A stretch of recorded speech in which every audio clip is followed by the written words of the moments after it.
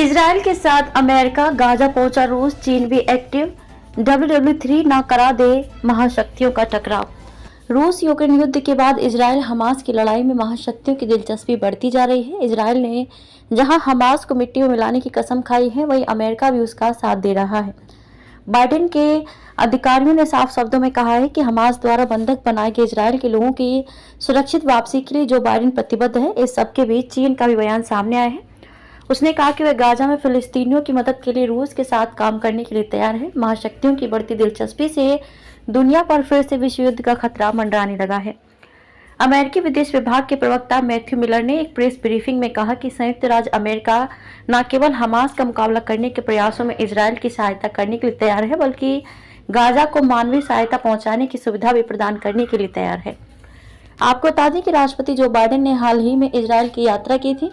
अमेरिकी अधिकारियों ने यह भी कहा कि अमेरिकी खुफिया विभाग अल अहली अस्पताल में हुए विस्फोट के लिए इजरायली हवाई हमले को जिम्मेदार नहीं मानता है। रूस और चीन साथ साथ। इजराइल हमास युद्ध पर रूस और चीन साथ नजर आ रहे हैं। इसका सबसे बड़ा कारण अमेरिका है।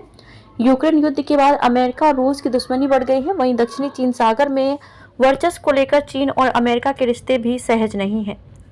ऐसे फिलिस्तीन के बहाने दोनों देश अमेरिका को जवाब देने की कोशिश करते दिख रहे हैं। समाचार एजेंसी रॉयटर्स के अनुसार चीनी मीडिया ने बताया कि चीन इजराइल फिलिस्तीनी संघर्ष को शांत करने के लिए रूस के साथ बात करने और समन्वय बनाए रखने के लिए तैयार है। चीनी मध्य पूर्व के विशेष दूत और रूसी समकक्ष के साथ बैठक के बाद ये रिपोर्ट सामने आई है। कतर के दोहा में रूस के साथ बैठक के बाद दूत झाई जून ने कहा कि फिलिस्तीनी मामले पर चीन और रूस का रुख समान है। झाई ने नागरिकों के मारे जाने और मानवीय संकट के बारे में चीन की चिंता व्यक्त की।